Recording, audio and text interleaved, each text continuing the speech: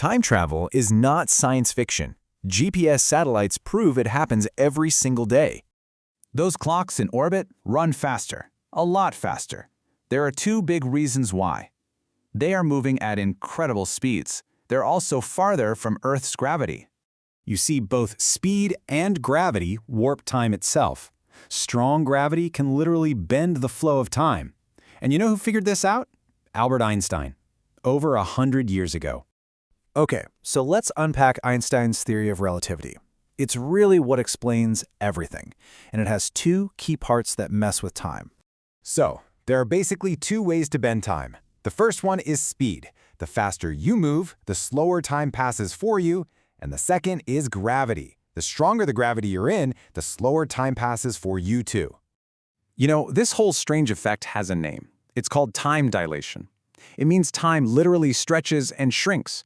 It all just depends on how fast you're going and how much gravity you're feeling.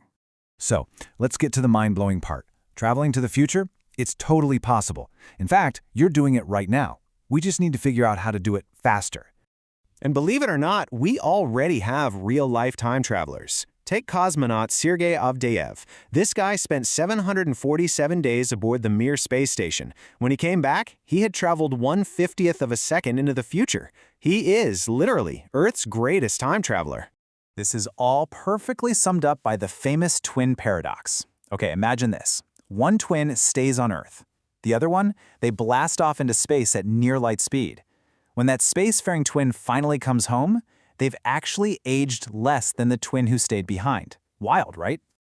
All right, so jumping to the future is on the table. But what about going back? What about visiting yesterday? Well, that's where things get complicated. It's a whole lot harder. Now, the laws of physics don't totally rule it out, in theory at least.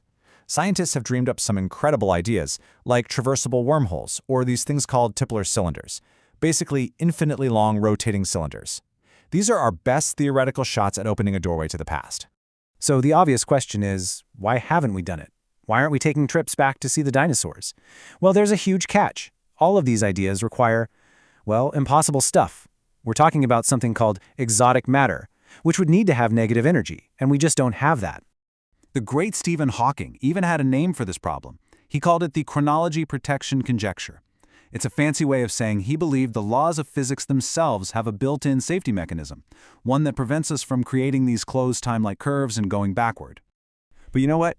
Maybe the biggest roadblock isn't physics at all. Maybe it's just logic. This brings us to the famous problem of paradox. You've probably heard of this one, the grandfather paradox. Just think about it. What if you went back in time and you stopped your own grandparents from ever meeting? If they never meet, you're never born. And if you're never born, who went back in time to stop them? It's a total brain melter. But hey, there are theories to get around that. One of the big ones is the self-consistency principle. This idea says that you can't change the past because, well, you were always there. Anything you do when you travel back was always a part of history. You're not changing anything, you're just fulfilling your role. And really, that leaves us with this final, massive question.